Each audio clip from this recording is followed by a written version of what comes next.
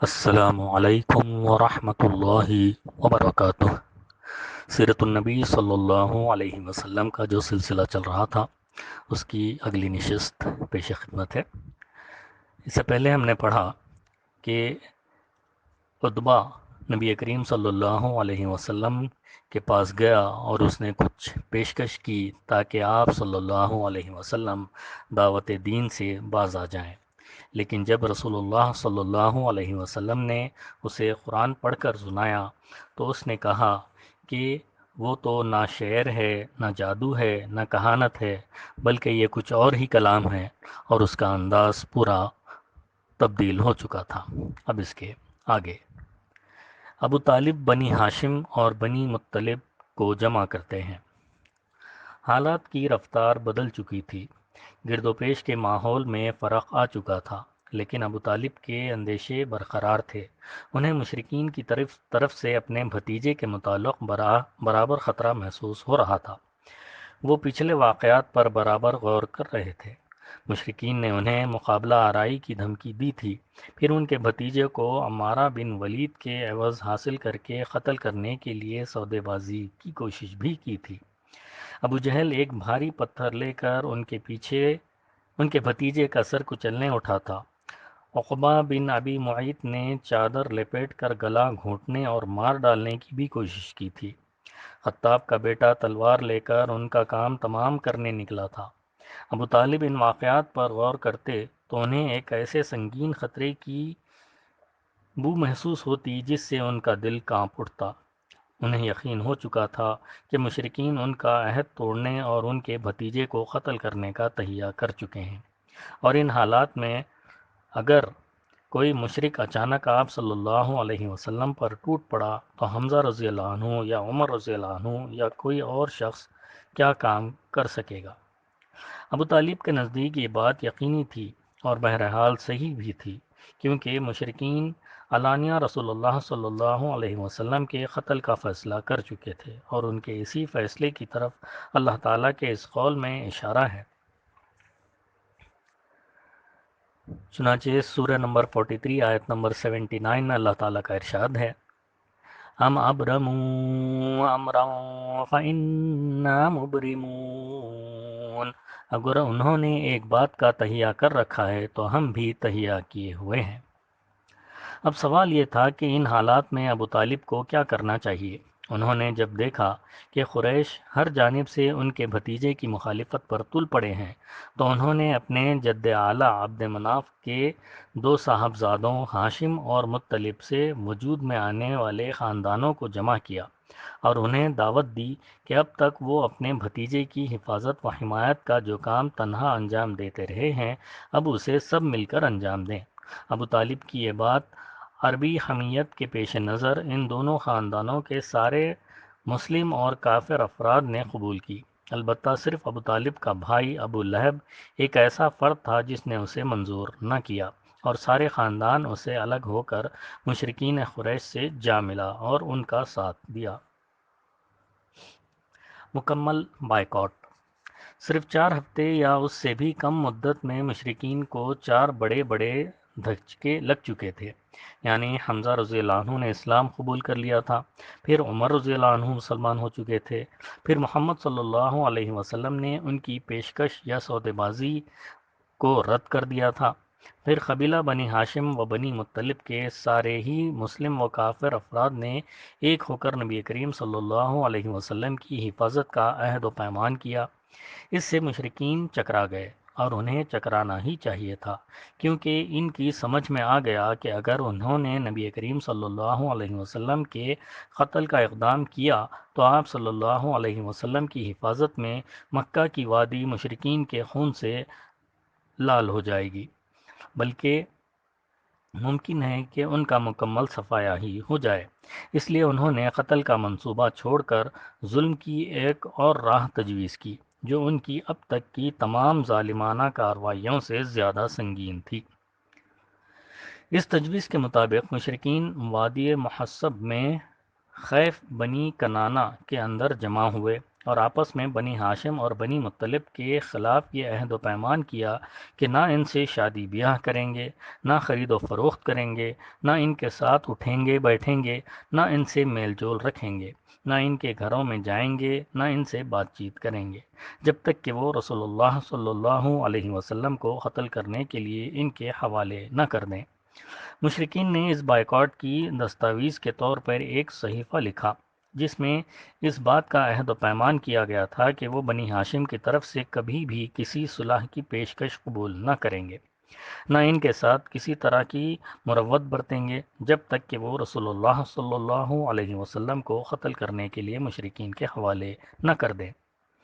ابن قیم کہتے ہیں کہ کہا جاتا ہے کہ یہ صحیفہ منصور بن اکرمہ بن عامر بن ہاشم نے لکھا تھا، اور بعض کے نزدیک نظر بن حارث نے لکھا تھا، لیکن صحیح بات یہ ہے کہ لکھنے والا بغیض بن عامر بن ہاشم تھا۔ رسول اللہ صلی اللہ علیہ وسلم نے اس پر بددعا کی اور اس کا ہاتھ شل ہو گیا۔ بہرحال یہ عہد و پیمان طے پا گیا اور صحیفہ خانہ کعبہ کے اندر لٹکا دیا گیا۔ اس کے نتیجے میں ابو لہب کے سوا بنی ہاشم اور بنی مطلب کے سارے افراد، خواہ مسلمان رہے ہوں یا کافر،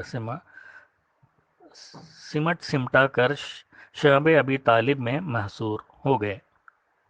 یہ نبی کریم صلی اللہ علیہ وسلم کی بعثت کے 7ویں سال محرم کی چاند رات کا واقعہ ہے، 3 سال شعب ابی طالب میں۔ اس بائیکاٹ کے نتیجے میں حالات نہایت سنگین ہو گئے۔ غلہ اور سامان خور و نوش کی آمد بند ہو گئی، کیونکہ مکہ میں جو غلہ یا فروختنی سامان آتا تھا اسے مشرکین لپک کر خرید لیتے تھے، اس لیے محصورین کی حالت نہایت پتلی ہو گئی، انہیں پتے اور چمڑے کھانے پڑے۔ فاقہ کشی کا حال یہ تھا کہ بھوک سے بلکتے ہوئے بچوں اور عورتوں کی آوازیں گھاٹی کے باہر سنائی پڑتی تھی۔ ان کے پاس بمشکل ہی کوئی چیز پہنچ جاتی تھی، وہ بھی پس پردہ۔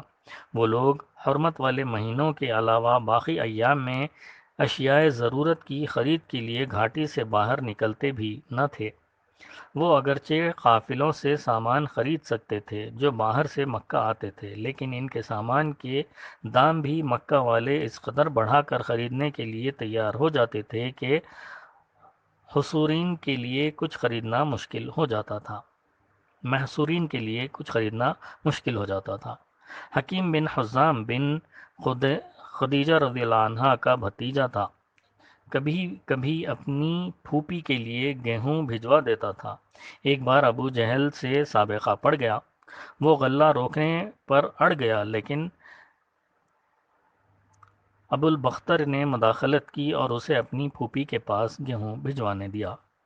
ادھر ابو طالب کو رسول اللہ صلی اللہ علیہ وسلم کے بارے میں برابر خطرہ لگا رہتا تھا، اس لیے جب لوگ اپنے اپنے بستروں پر جاتے تو وہ رسول اللہ صلی اللہ علیہ وسلم سے کہتے کہ تم اپنے بستر پر سو رہو۔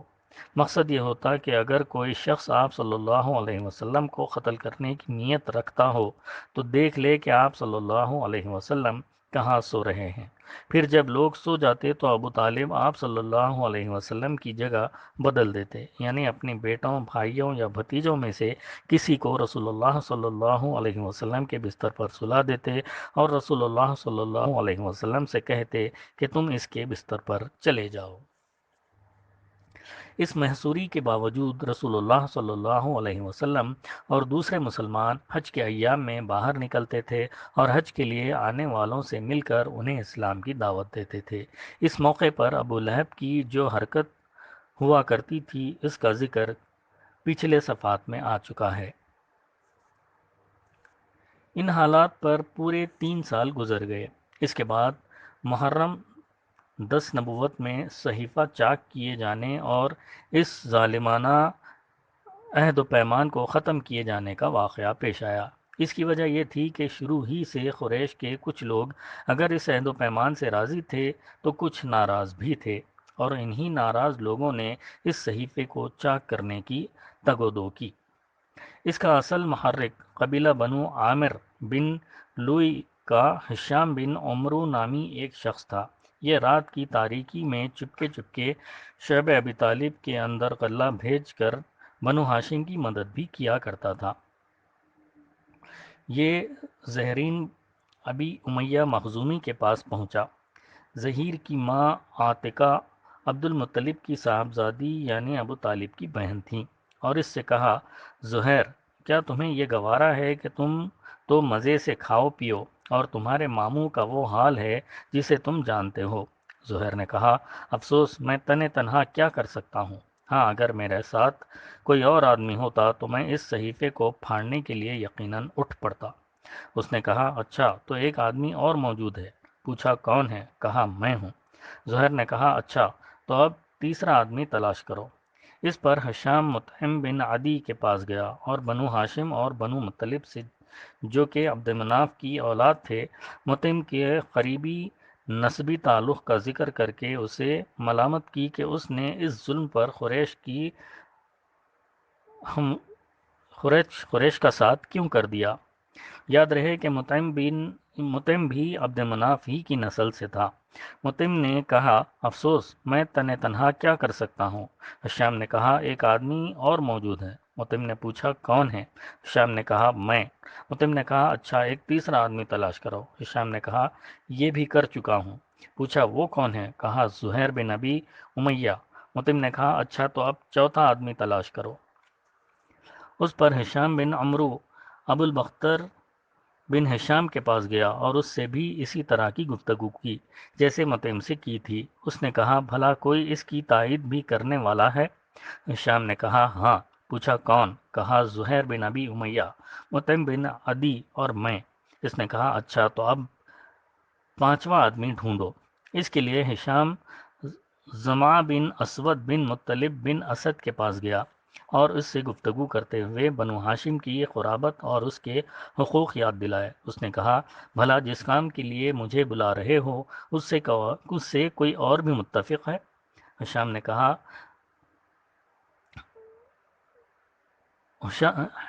کہا کہ ہاں، تو اس نے سب کے نام بتلا دیے۔ اس کے بعد ان لوگوں نے حجون کے پاس جمع ہو کر آپس میں یہ عہد و پیمان کیا کہ صحیفہ چاک کرنا ہے۔ زہیر نے کہا، میں ابتدا کروں گا، یعنی سب سے پہلے میں ہی زبان کھولوں گا۔ صبح ہوئی تو سب لوگ حسب معمول اپنی اپنی محفلوں میں پہنچے۔ زہیر بھی ایک جوڑا زیب تن کیے ہوئے پہنچا۔ پہلے بیت اللہ کے 7 چکر لگائے، پھر لوگوں سے مخاطب ہو کر بولا، مکے والو، کیا ہم کھانا کھائیں، کپڑے پہنیں اور بنو ہاشم تباہ و برباد ہوں؟ نہ ان کے ہاتھ کچھ بیچا جائے، نہ ان سے کچھ خریدا جائے۔ اللہ کی قسم، میں بیٹھ نہیں سکتا یہاں تک کہ اس ظالمانہ اور قرابت شکن صحیفے کو چاک نہ کر دیا جائے۔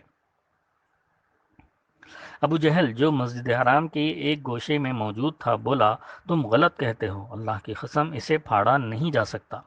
اس پر زمع بن اسود نے کہا، واللہ تم زیادہ غلط کہتے ہو، جب یہ صحیفہ لکھا گیا تھا تب بھی ہم اس سے راضی نہ تھے۔ اس پر ابو البختر نے گرہ لگائی، زمع ٹھیک کہہ رہا ہے، اس میں جو کچھ لکھا گیا ہے اس سے نہ ہم راضی ہیں نہ اسے ماننے کو تیار ہیں۔ اس کے بعد مطعم بن عدی نے کہا، تم دونوں ٹھیک کہتے ہو، اور جو اس کے خلاف کہتا ہے غلط کہتا ہے۔ ہم اس صحیفے سے اور اس میں جو کچھ لکھا ہوا ہے اس سے اللہ کے سامنے برات کا اظہار کرتے ہیں۔ پھر ہشام بن عمرو نے بھی اسی طرح کی بات کہی۔ یہ ماجرا دیکھ کر ابو جہل نے کہا، ہو سکتا ہے یہ بات رات میں طے کی گئی ہے اور اس کا مشورہ یہاں کے بجائے کہیں اور کیا گیا ہے۔ اس دوران ابو طالب بھی حرم پاک کے ایک گوشے میں موجود تھے۔ ان کے آنے کی وجہ یہ تھی کہ اللہ تعالیٰ نے رسول اللہ صلی اللہ علیہ وسلم کو اس صحیفے کے بارے میں یہ خبر دی تھی کہ اس پر اللہ تعالیٰ نے کیڑے بھیج دیے ہیں جنہوں نے ظلم و ستم اور قرابت شکنی کی ساری باتیں چٹ کر دی گئی ہیں، اور صرف اللہ عز و جل کا ذکر باقی چھوڑا ہے۔ پھر نبی کریم صلی اللہ علیہ وسلم نے اپنے چچا کو یہ بات سنائی تو وہ قریش سے یہ کہنے آئے تھے کہ ان کے بھتیجے نے انہیں یہ خبر دی ہے، اگر وہ جھوٹا ثابت ہوا تو ہم تمہارے اور اس کے درمیان سے ہٹ جائیں گے اور تمہارا جو جی چاہے کرنا، لیکن اگر وہ سچا ثابت ہوا تو تمہیں ہمارے بائیکاٹ اور ظلم سے باز آنا ہوگا۔ جب قریش کو یہ بتایا گیا تو انہوں نے کہا، آپ انصاف کی بات کہہ رہے ہیں۔ ادھر ابو جہل اور باقی لوگوں کی نوک جھونک ختم ہوئی تو مطعم بن عدی صحیفہ چاک کرنے کے لیے اٹھا۔ کیا دیکھتا ہے کہ واقعی کیڑوں نے اس کا صفایا کر دیا ہے، صرف بسمک اللہم باقی رہ گیا ہے، اور جہاں جہاں اللہ کا نام تھا وہ بچا ہوا ہے، یا کیڑوں نے اسے نہیں کھایا ہے۔ اس کے بعد صحیفہ چاک ہو گیا۔ رسول اللہ صلی اللہ علیہ وسلم اور بقیہ تمام حضرات شعب ابی طالب سے نکل آئے، اور مشرکین نے آپ صلی اللہ علیہ وسلم کی نبوت کی ایک عظیم الشان نشانی دیکھی، لیکن ان کا رویہ وہی رہا جس کا ذکر اس آیت میں ہے۔ اعوذ باللہ من الشیطان الرجیم وَإِن يَرَوْا آیَةً يُعْرِضُوا وَيَقُولُوا سِحْرٌ مُسْتَمِرٌّ۔ اگر وہ کوئی نشانی دیکھتے ہیں تو رخ پھیر لیتے ہیں اور کہتے ہیں کہ یہ تو چلتا پھرتا جادو ہے۔ چنانچہ مشرکین نے اس نشانی سے بھی رخ پھیر لیا اور اپنے کفر کی راہ میں چند قدم اور آگے بڑھ گئے۔ اللہ تعالی ہم سب کو نبی کریم صلی اللہ علیہ وسلم سے جیسی محبت کرنی چاہیے ویسی محبت کرنے والا بنائے، اور نبی کریم صلی اللہ علیہ وسلم کے نقش قدم پر اپنی زندگیوں کو گزارنے والا بنائے۔ آمین ثم آمین، وآخر الدعوانا ان الحمد للہ رب العالمین۔